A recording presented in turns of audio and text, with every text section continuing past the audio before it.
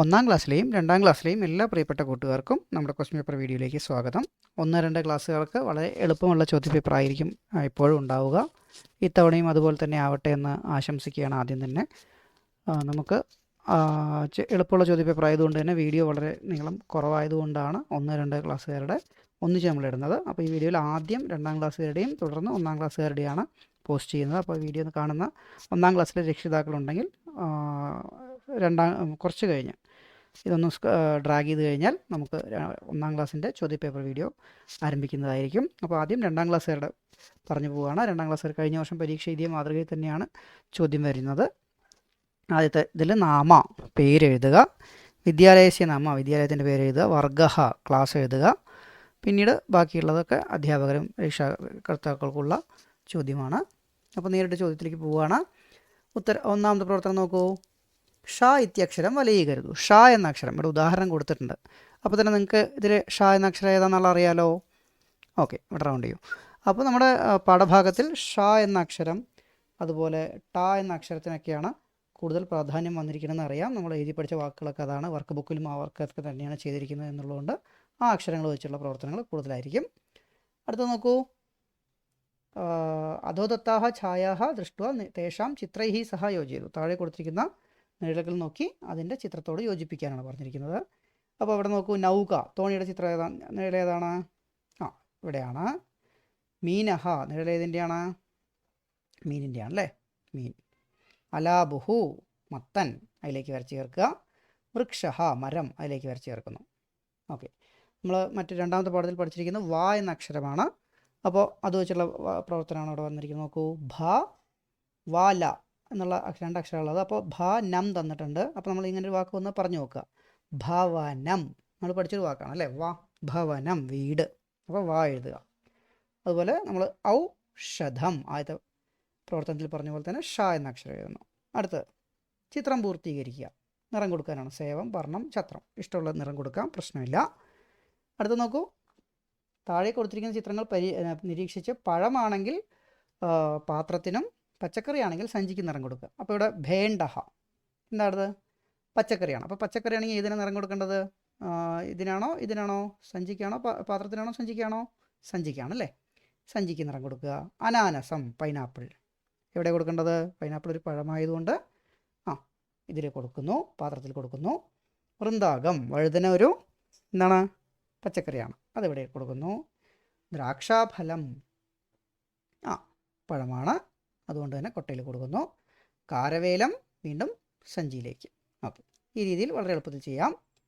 അടുത്ത നമ്മൾ പഠിച്ച സംഖ്യകൾ പഠിച്ചിട്ടുണ്ട്. 3ാമത്തെ പാഠത്തിൽ ചിത്രാണി ദൃഷ്ട ഉചിത സംഖ്യാം ചിഹ്നേന സൂചിതു. ചിത്രം നോക്കിയിട്ട് എത്ര എണ്ണം ഉണ്ടെന്ന് നോക്കി ഉചിത സംഖ്യ പൂരിപ്പിക്കുക. അപ്പോൾ അവിടെ നോക്കൂ, എത്ര എണ്ണം ഉണ്ട്? 3 എണ്ണം ഉണ്ട്. അപ്പോൾ 3 എന്നതിന് സംസ്കൃതത്തിൽ എന്താ പറയുക? ഏകം ദ്വേ ത്രീണി എന്നാണ് അല്ലേ? അപ്പോൾ ഇതിൽ ത്രീണി ഏതാണ്? ഇത് ടിക്കിടാം. ഇതിൽ 5 എണ്ണം ഉണ്ട് അല്ലേ? 5-ന് എന്താ പറയുക? പഞ്ച, അത് ടിക്കട്ടോ. ഇവിടെ 4 എണ്ണം ഉണ്ട്. 4 എന്താ പറയുക? ചത്വാരി, അവിടെ ടിക്കട്ടോ. ഓക്കെ, ഇവിടെ നോക്കൂ. മാഷവടിക എന്ന് എഴുതിയിട്ടുണ്ട്. അതിൽ ഈ വിട്ടുപോയത് കളർ കൊടുക്കാനാണ് പറഞ്ഞിരിക്കുന്നത്. വളരെ എളുപ്പമുള്ള പ്രവർത്തനമാണ്, ചെയ്യാം. അടുത്തത് നോക്കൂ. വിട്ടുപോയ സംഖ്യകൾ പൂരിപ്പിച്ച് വഴി കാണിക്കുക. എങ്ങനെ കാണിക്കുക? മൊയിലിന് വഴി കാണിക്കൂ. പറയൂ. ഏകം ദ്വേ എഴുതി. അടുത്ത എത്ര സംഖ്യ? ത്രീണി 3 എഴുതുന്നു. ചത്വാരി ഇവിടെ പഞ്ച എഴുതണം. ഷഡ് ഷഡ് കഴിഞ്ഞ നേരം എങ്ങോട്ട് വരണം? സപ്ത ഇവിടെ എഴുതണം. അഷ്ട നവ 9 എഴുതി 10ലേക്ക് പോവാം. ഇങ്ങനെ 5 പ്രവർത്തനങ്ങളാണുള്ളത്. വളരെ എളുപ്പമല്ലേ? ഫുൾ മാർക്ക് വളരെ എളുപ്പത്തിൽ സ്കോർ ചെയ്യാൻ പറ്റും. അപ്പോൾ എല്ലാ കൂട്ടുകാരും വളരെ ഈ ഒരു പ്രവർത്തനങ്ങൾ ചെയ്ത് എന്ത് ചെയ്യുക? ഫുൾ മാർക്ക് മേടിക്കുക സംസ്കൃതത്തിൽ. അപ്പോൾ എല്ലാവർക്കും വിജയാശംസകൾ നേരുന്നു. അടുത്തതായി 1ാം ക്ലാസ്സുകാരുടെ ചോദ്യപേപ്പർ നമുക്ക് നോക്കാം. 1ാം ക്ലാസ്സിലെ എല്ലാ പ്രിയപ്പെട്ട കൂട്ടുകാർക്കും നമ്മുടെ ചോദ്യപേപ്പർ വീഡിയോയിലേക്ക് സ്വാഗതം. 1ാം ക്ലാസ്സിൽ ആദ്യമായിട്ടാണ് എല്ലാ കുട്ടികളും സംസ്കൃതം പഠിക്കുന്നത്. അപ്പോൾ അവരുടെ ആദ്യത്തെ സംസ്കൃതം പരീക്ഷയായിരിക്കും ഈ ഒരു പരീക്ഷ. അപ്പോൾ അതെങ്ങനെ ചെയ്യാം എന്നുള്ളത് നമ്മൾ വേഗത്തിലൊന്ന് പറഞ്ഞു പോകാം. നോക്കൂ. 1ാമത്തെ ഡാഷ് നാമ എന്നാണ് തന്നിരിക്കുന്നത്. അവിടെ എന്തെഴുതണം? പേരെഴുതണം. വിദ്യാലയസ്യ നാമ എന്നുള്ളിടത്ത് സ്കൂളിൻ്റെ പേര് എഴുതുക. വർഗ എന്നുള്ളിടത്ത് എന്തെഴുതുക? Class, division. അതൊക്കെ ടീച്ചർമാർ പറഞ്ഞു തരും. എല്ലാ പ്രവർത്തനങ്ങളും ടീച്ചർമാരൊന്ന് സഹായിക്കും നിങ്ങളെ. നിങ്ങൾ പുതിയ കുട്ടികളായതുകൊണ്ട് തന്നെ ഇതിൽ തന്നെ മലയാളത്തിലുള്ള അർത്ഥങ്ങളുണ്ട് എന്നുള്ളതുകൊണ്ട് നിങ്ങളാരും പേടിക്കേണ്ട. രക്ഷിതാക്കൾ കുട്ടികളെ നല്ല കോൺഫിഡൻസോടുകൂടി തന്നെ വിടാം. എപ്പോഴും ശ്രദ്ധിക്കുക, നമ്മുടെ പാഠഭാഗത്തിൽ 3 പാഠഭാഗത്തിൽ 1 ര എന്ന അക്ഷരം, 2 പ എന്ന അക്ഷരം, മൂന്നാമത്തേൽ ന എന്ന അക്ഷരം. ഈ 3 അക്ഷരങ്ങളാണ് നമുക്ക് പ്രാധാന്യത്തോടെ വന്നിരിക്കുന്നത്. അതുപോലെ വർക്ക് ബുക്കിലും അത്തരത്തിലുള്ള പ്രവർത്തനങ്ങളാണ് നമ്മൾ ചെയ്തിരിക്കുന്നത്. അപ്പോൾ ആ രീതിയിൽ തന്നെ എന്ത് ചെയ്യണം, കുട്ടികളെ പരിശീലിപ്പിക്കണം. അപ്പോൾ ഈ 3 അക്ഷരങ്ങൾ കണ്ടു കഴിഞ്ഞാൽ കൃത്യമായി തിരിച്ചറിയാൻ കുട്ടിക്ക് കഴിയണം. അപ്പോൾ ഇവിടെ നോക്കൂ, നാവിന് രസന എന്നാണ് പറയുക. അപ്പോൾ ഇതിൽ ര എന്ന അക്ഷരം ഏതാണ് പറയൂ? ര ഇവിടെ മ ര എന്നുള്ളത്. ര എന്ന അക്ഷരം നമ്മൾ ആദ്യത്തെ പാഠത്തിൽ പഠിച്ച രായാണ്. രണ്ടാമത്തെ പാഠത്തിൽ പഠിച്ച വാക്കാണ് പ. അപ്പോൾ ആപണഹ പ ഇതാ ഇവിടെ ഉണ്ട്, അതെടുത്ത് എഴുതി. അടുത്ത് നോക്കൂ, വീണ്ടും വന്നു തു ഡാഷ് ഗഹ. ഇതിൽ ര എന്ന അക്ഷരം കണ്ടുപിടിച്ച് എഴുതണം. ഏതാണത്? ര ഇവിടെ എഴുതി. ഡാഷ് കുലഹ, നമ്മൾ മൂന്നാമത്തെ പാഠത്തിൽ പഠിച്ച അക്ഷരമാണ് ന, അതിങ്ങോട്ട് എടുത്ത് എഴുതുക.